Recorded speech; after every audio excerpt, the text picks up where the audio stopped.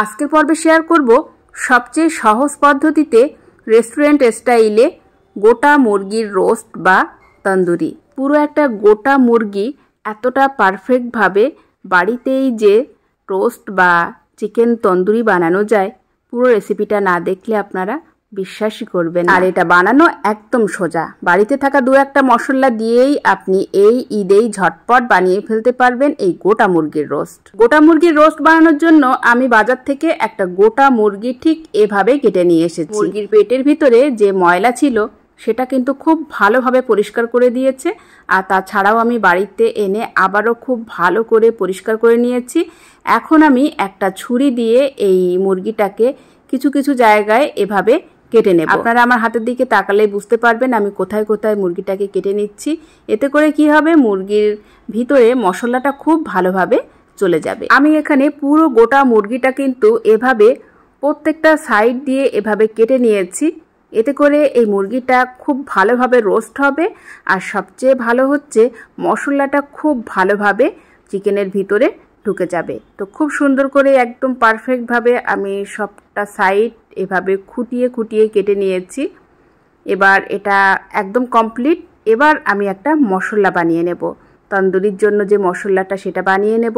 প্রথমেই 1.5 টেবিল চামচ পরিমাণ আদা রসুন বাটা দিয়ে দিলাম, লঙ্কার গুঁড়ো 1 টেবিল চামচ পরিমাণ, হলুদের গুঁড়ো, ধনিয়ার গুঁড়ো, স্বাদ মতো দিয়ে দিলাম লবণ, 1 টেবিল চামচ পরিমাণ দিয়েছি তন্দুরি মশলা, হাফ চা চামচ পরিমাণ দিয়ে দিলাম গোলমরিচের গুঁড়ো, আর 2 টেবিল চামচ পরিমাণ দিয়ে দিচ্ছি টক দই। আর তন্দুরি মশলাটা যদি আপনাদের হাতের কাছে না থাকে সেক্ষেত্রে কিন্তু আপনারা গরম মশলা পাউডার কিংবা যদি বিরিয়ানির মশলা থাকে সেটাও অ্যাড করতে পারেন। এরপর আমি এখানে দিয়ে দিচ্ছি প্রায় হাফ কাপ পরিমাণ সরিষার তেল। আপনারা চাইলে সরিষার তেলের পরিবর্তে রিফাইন তেল ব্যবহার করতে পারেন। এবার সব কিছু একসাথে ভালো করে মেশাবো। পুরো এই মশলাটা খুব ভালোভাবে মেশাতে হবে, তাহলে কিন্তু চিকেন রোস্টটা খেতে অনেক বেশি টেস্টি হবে। তো সব কিছু ভালো করে মাখিয়ে নিলাম। এবার আমি এখানে টমেটো স্যুপ পাউডার দিয়ে দিলাম প্রায় 1 টেবিল চামচ পরিমাণ। এতে করে স্বাদটা অনেক ভালো আসবে। আপনাদের কাছে যদি টমেটো স্যুপ পাউডার না থাকে সেক্ষেত্রে আপনারা টমেটো কেচাপ বা টমেটো সসও অ্যাড করতে পারেন, ওই 1 থেকে 1.5 টেবিল চামচ পরিমাণ। এবার সব কিছু একসাথে খুব ভালো করে ফেটাতে হবে। এই পর্যায়ে মশলাটা যত ভালোভাবে ফেটাবেন এই তন্দুরি চিকেনটা খেতে কিন্তু ততটাই সুস্বাদু হবে। তো এখানে মশলাটা একদম পারফেক্টভাবে আমার ফেটানো হয়ে গেছে। এবার এই মশলাটাকে খুব ভালোভাবে গোটা চিকেনের ভিতরে খুব ভালোভাবে মাখিয়ে নিতে হবে। আর এই কাজটা কিন্তু চামচ দিয়ে হবে না, আপনারা অবশ্যই এই মাখানোর কাজটা হাত দিয়েই করার চেষ্টা করবেন। চাইলে আপনারা একটা হ্যান্ড গ্লাভস পরে নিতে পারেন। আর এখানে মুরগির যে যে জায়গাগুলো আমি কেটে নিয়েছিলাম সেই জায়গার ভিতরে খুব ভালোভাবে আমি মশলাটা ঢুকিয়ে দিচ্ছি। আর এই মশলা মাখাটা একটু হাতে সময় নিয়ে করবেন। খুব ভালোভাবে প্রত্যেকটা ভাজে ভাজে কিন্তু মশলাটা ঢোকাতে হবে, তাহলে তন্দুরিটা খুব ভালো টেস্ট হবে। পুরো মশলাটা মুরগির প্রত্যেকটা অংশে খুব ভালো করে ঘষে ঘষে মাখিয়ে নিলাম। এবার মুরগির পেটের যে ফাঁকা অংশটা ভরার জন্য আমি এখানে কিছুটা ক্যাপসিকাম, কিছুটা গাজর, টমেটো, কিছুটা পুদিনা পাতা আর কাঁচা লঙ্কা নিয়েছি। এখন সেগুলো সবটাই আমি এই ফাঁকা অংশে ভরে দেব। এতে করে খুব সুন্দর একটা ফ্লেভারও যেমন আসবে, তেমনই এগুলো সিদ্ধ হওয়ার পর খেতেও কিন্তু বেশ টেস্টি লাগবে। তো এভাবে সবজিগুলো ভরে দেওয়ার পর এখন ওই ফাঁকা অংশটাকে সুই আর সুতো দিয়ে আমি সেলাই করে বন্ধ করে দেব। মোটামুটি এলোপাতাড়িভাবে আমি সেলাই করে দিচ্ছি, যাতে ভিতরের হাওয়াটা বাইরে আসতে পারে আর বাইরের হাওয়াটা ভিতরে যেতে পারে, শুধুমাত্র যাতে সবজিগুলো বেরিয়ে না আসতে পারে। এখন কিন্তু আমাদের চিকেনটা অলমোস্ট রেডি। আমি 30 মিনিটের মতো এটা রেস্টে রেখে দিয়েছিলাম। আর এবার আমি এটাকে ভেজে নেব। আমি কড়াইয়ে দিয়ে দিয়েছি সাদা তেল, আপনারা চাইলে এখানে সরিষার তেলেও ভাজতে পারেন। আর এরপর আমি গোটা মুরগিটাকে প্রথমে বুকের দিকটা বসিয়ে দিলাম, দিয়ে এখন প্রথমে মিডিয়াম টু হাই রেখে ঢাকনা দিয়ে জাল করে নেব প্রথমেই 3 থেকে 4 মিনিটের মতো। আর যেহেতু এটা গোটা চিকেন তাই ভাজার সময় কিন্তু একদম তাড়াহুড়ো করা যাবে না, একেবারে ধীরে সুস্থে এই রোস্টটা বানাতে হবে। তো এখানে 4-5 মিনিট পর আমি ঢাকনা তুলে নিলাম। আর যেহেতু এখানে চিকেনটা স্কিন সহ তাই অনেকটা তেল বেরিয়ে এসেছে, দেখেই বুঝতে পারছেন কতটা তেল এখানে দিয়েছিলাম আর কতটা তেল বেড়ে গেছে। তো এভাবে আমি এখন খুব সাবধানে চিকেনটাকে উল্টে দিলাম, দিয়ে আবারও ঢাকনা দিয়ে প্রায় 6 থেকে 7 মিনিটের মতো মিডিয়াম টু হাইয়ে রেখে জাল করে নেব। আর এভাবে উল্টিয়ে পাল্টিয়ে আমার পুরো এই চিকেনটা রোস্ট করতে প্রায় 40 মিনিটের মতো সময় চলে গেছে। আর এভাবে ভাজলে চিকেনটা একদম পারফেক্ট হবে, একেবারে রেস্টুরেন্টের মতো হবে। ভিতরে খুব ভালোভাবে মশলাটা যাবে, ভিতরটা জুসি হবে, উপরটা এরকম সুন্দর একটা কালারও চলে আসবে। আর এই চিকেন তন্দুরিটা খেতে যে কি পরিমাণে টেস্টি হয়েছিল, উপরে তো দেখছেন কি সুন্দর একটা কালার চলে এসেছে, আর ভিতরটাও কিন্তু ততটাই জুসি আর দারুণ একটা ফ্লেভার, যেটা আপনারা বাড়িতে না বানালে বুঝতেই পারবেন না। আপনারা অবশ্যই কিন্তু এবারের ঈদে কিংবা যে কোনো অকেশনে আপনারা এই গোটা তন্দুরি চিকেনটা এভাবে বাড়িতে খুব সহজেই বানিয়ে নিতে পারেন।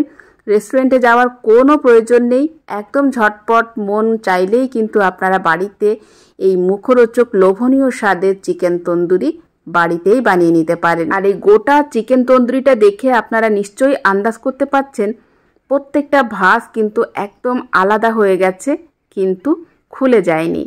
অসাধারণ দেখতে হয়েছে। যে কোনো অনুষ্ঠানে কিংবা যে কোনো জন্মদিনের পার্টি বা অকেশনে এমন একটা গোটা চিকেনের তন্দুরি বানালে কিন্তু পরিবারের সবাই অনেক খুশি হয়ে যাবে। আশা করি গোটা মুরগির তন্দুরি বা রোস্টের এই সহজ রেসিপিটি আপনাদের সবার ভালো লেগেছে। ভালো লাগলে প্লিজ একটি লাইক দিতে ভুলবেন না, আমার চ্যানেলটিকে সাবস্ক্রাইব করে রাখবেন। পেজ থেকে দেখলে অবশ্যই পেজটিকে ফলো দিয়ে রাখবেন। কোনো রকম বাদাম বা টক দই ছাড়া এভাবে যদি আপনি চিকেন রোস্ট বানান তাহলে আপনিই হবেন সেরা। আর এটা ছিল আমার দেখা সবচেয়ে সহজ পদ্ধতিতে চিকেন রান্না, আর এত কম মশলায় যে এত লোভনীয় স্বাদের চিকেন বানানো যায়, পুরো রেসিপিটা দেখলে আপনি নিজেই বুঝতে পারবেন। চিকেন রোস্ট বানানোর জন্য আমি এখানে হাড় সহ চিকেন নিয়েছি 1 কেজির মতো, আর আমি 2 মিডিয়াম সাইজের পেঁয়াজ গোটা গোটা করে কেটে নিয়েছি, 8-10টার মতো রসুনের কোয়া নিয়েছি, 1 ইঞ্চির মতো আদা কুচি নিয়েছি, আর 6-7টার মতো কাঁচা লঙ্কা নিয়েছি। আর গোটা মশলা 1 কেজির চিকেন অনুপাতে আমি এখানে মশলাটা নিয়েছি। ছোট এলাচ নিয়েছি, দারচিনি নিয়েছি, জায়ফল, জয়িত্রী খুব অল্প অল্প করে নিয়েছি, গোলমরিচ নিয়েছি, লং নিয়েছি, মোটামুটি এই এতটুকু মশলা আমি নিয়েছি। এটাই আমি একটা হামানদিস্তায় হালকা করে একটু থেতো করে নেব। আর এই গোটা মশলাগুলো এভাবে হালকা একটু গুঁড়ো করে নিলে চিকেন রোস্টটা খেতে দারুণ লাগে আর ফ্লেভারটাও অসাধারণ আসে। তো এখানে মশলাগুলো আমি এভাবে গুঁড়ো করে নিয়েছি, আর এখন এই পেঁয়াজ, কাঁচা লঙ্কা এগুলো আমি শিলে বেটে নেব। আপনারা চাইলে আদা রসুনটাকে মিক্সিংয়ে পেস্ট করে নিতে পারেন, তবে পেঁয়াজ আর কাঁচা লঙ্কাটা মিক্সিংয়ে পেস্ট করলে কিন্তু এই চিকেনের স্বাদটা অতটা ভালো আসবে না। পেঁয়াজ আর কাঁচা লঙ্কাটাকে এভাবে একটু থেতো করে নিতে হবে। আমি যেভাবে বেটে নিয়েছি দেখেই বুঝতে পারছেন, ঠিক এভাবেই কিন্তু মশলাটাকে রেডি করে নিতে হবে। এবার আমি একটা প্যানে দিয়ে দিলাম সরিষার তেল। খুব অল্প তেলেই কিন্তু এই রান্নাটা কমপ্লিট হবে। আর এরপর আমি যে গোটা মশলাটা গুঁড়ো করে নিয়েছিলাম হামানদিস্তায়, সেই গোটা পুরো মশলাটা দিয়ে দিলাম। এরপরে আমি ডাইরেক্ট দিয়ে দিচ্ছি চিকেন। এবার এই মশলার সাথে চিকেনগুলোকে বেশ কিছুক্ষণের জন্য ভেজে নিতে হবে। এতে করে মশলার যে ফ্লেভারটা সেটা চিকেনের ভিতরে পুরো ভালোভাবে ঢুকে যাবে, আর এতে করে চিকেনটা খেতে অসাধারণ হবে। একদম ইউনিক পদ্ধতিতে এই রান্নাটা আপনাদের সাথে আমি শেয়ার করছি। আপনারা অবশ্যই এই ঈদে বা যে কোনো অকেশানে আপনারা চিকেনটাকে একবার হলেও এভাবে বানিয়ে দেখবেন, একেবারে নতুনত্ব একটা স্বাদ পাবেন। এরপর আমি এখানে স্বাদ মতো লবণ দিয়ে এখন চিকেনটাকে ভালো করে ভেজে নেব। মোটামুটি 2-3 মিনিটের মতো চিকেনটাকে ভেজে নিয়েছি। বেশ একটা ভাজা ভাজা কালার চলে এসেছে। এই পর্যায়ে শিলে বেটে রেখেছিলাম যে মশলাগুলো, সেগুলো আমি এখন দিয়ে দিলাম। দিয়ে এখন লো টু মিডিয়ামে রেখে বেশ কিছুক্ষণ ধরে এই কাঁচা মশলার সাথে চিকেনটাকে কষাতে হবে, যতক্ষণ না এই কাঁচা মশলার গন্ধটা চলে যায়। খুব ভালো করে মশলা আর চিকেনটাকে ভালো করে নাড়াচাড়া করে মিশিয়ে নিলাম। এবার ঢাকনা দিয়ে আরও 2 মিনিটের মতো জাল করে নেব। 2-3 মিনিট জাল করে নিয়েছি, এখন ঢাকনা তুলে নিলাম। এবার ভালো করে আবারও নাড়াচাড়া করে দিচ্ছি, আর এভাবে ঢাকা চাপা দিয়ে মোটামুটি 3 থেকে 4 মিনিট ধরে এই চিকেনটাকে কিন্তু আমি এভাবে ভেজে নিয়েছি। আর এভাবে মশলার সাথে চিকেনটাকে ভেজে নিলে এই চিকেনটা খেতে যে কি পরিমাণে টেস্টি হবে আপনারা বাড়িতে ট্রাই না করলে বুঝতেই পারবেন না। এবার আমি এখানে খুবই সামান্য পরিমাণ দিয়ে দিলাম কাশ্মীরি লঙ্কার গুঁড়ো, এতে করে খুব সুন্দর একটা কালার আসবে। আর সামান্য একটু চিনি দিয়ে দিলাম। এতে করে চিকেনের স্বাদটা দ্বিগুণ বেড়ে যাবে। এবার আমি আবারও ভালো করে আরও কিছুক্ষণ ধরে চিকেনটাকে ভেজে নিচ্ছি। চিকেনের কালারটা দেখে নিশ্চয়ই আপনারা বুঝতে পারছেন এই চিকেনটা কতটা সুস্বাদু হতে চলেছে। এবার আমি এখানে দিয়ে দিচ্ছি আগে থেকে জাল করে রাখা প্রায় 1 গ্লাসের মতো লিকুইড দুধ। এই চিকেন রান্নায় কোনো রকম জল কিন্তু অ্যাড করা যাবে না।